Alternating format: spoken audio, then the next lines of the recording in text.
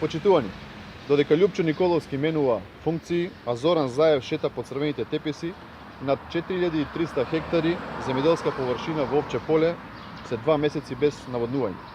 Иако сезоната за наводнување вообичаено започнува околу 15 април, речиси на целото подрачје на територија на подружница Овче поле, која го опфаќа регионот од Балван до Каратманово, не може да се испорача вода за наводнување.